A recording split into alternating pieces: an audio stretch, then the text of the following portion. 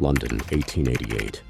A city enveloped in fear and a gruesome mystery that remains unsolved to this day. A name whispered in fear. A legend that has become one of the most chilling true crime stories of all time. Jack the Ripper. Who was he? Why did he kill? And how did he evade capture? Today we step back in time to uncover the terrifying story of Jack the Ripper and the brutal murders that shocked the world. To understand Jack the Ripper, we must first understand the world he lurked in.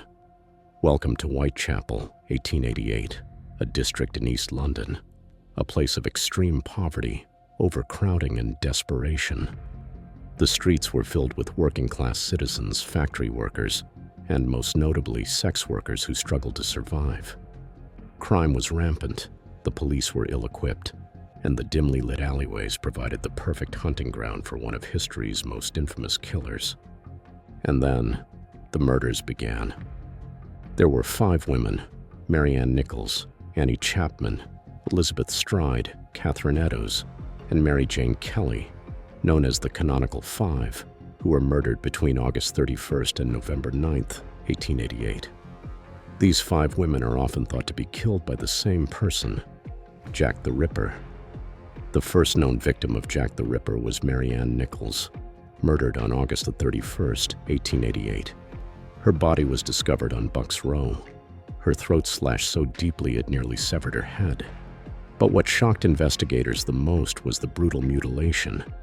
Deep cuts and horrific wounds inflicted with surgical precision.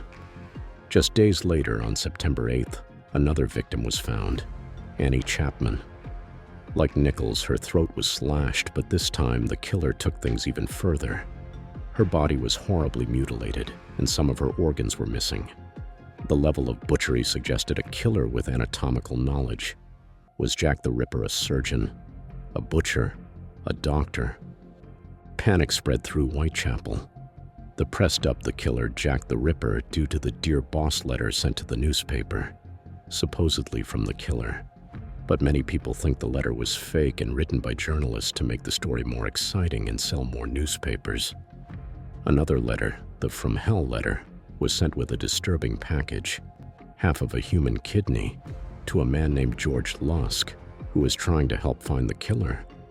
The public believed there was one person, Jack the Ripper, who was committing these very violent crimes, mainly because of how shocking the murders were and how much the newspapers wrote about them. But as fear gripped the city, the murders continued. The night of September 30th became known as the Double Event. At 1 a.m., the body of Elizabeth Stride was discovered in Dutfield's yard. Unlike previous victims, Stride had only a single deep slash to her throat. Was the Ripper interrupted before he could finish his gruesome work? Just 45 minutes later, another body was found, Catherine Eddowes.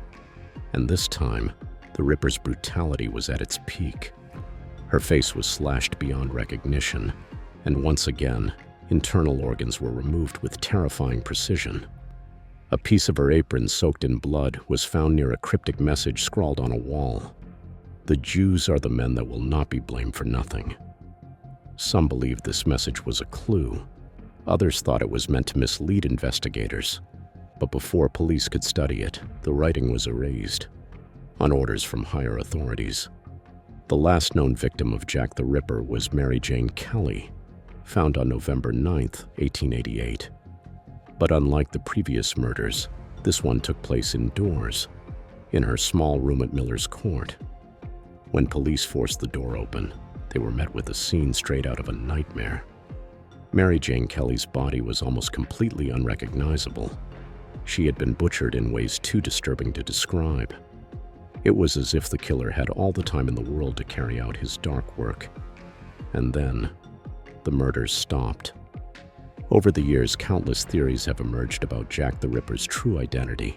Some of the main suspects include Montague John Druitt, a schoolteacher and barrister who allegedly drowned himself shortly after the murders. Some believed he had a mental breakdown and was the Ripper. Aaron Kosminski, a Polish barber with a history of mental illness, identified by a witness but never convicted. Dr. Francis Tumblety, an American quack doctor with a known hatred for women and a collection of preserved human organs. Prince Albert Victor, Queen Victoria's grandson, rumored to have been involved due to royal conspiracy theories. Despite extensive investigations, none of these suspects were ever proven guilty. The truth remains a mystery. More than 130 years later, Jack the Ripper continues to captivate the world. Books, films, TV shows, and documentaries keep the legend alive. But why? Perhaps it's because the case was never solved, leaving room for endless speculation. Or maybe it's the sheer horror of the crimes, a brutal killer who vanished without a trace. And so the legend of Jack the Ripper lives on. Was he a doctor? A deranged killer? A member of the royal family? We may never know. But one thing is certain, his shadow still lingers over Whitechapel. And every time the fog rolls in and the gas lamps flicker, some say you can still hear the whisper of his name, Jack the Ripper. What do you think? Who is Jack the Ripper? Let us know in the comments below. If you liked this video, be sure to check out our next video and don't forget to like and subscribe for more true crime mysteries.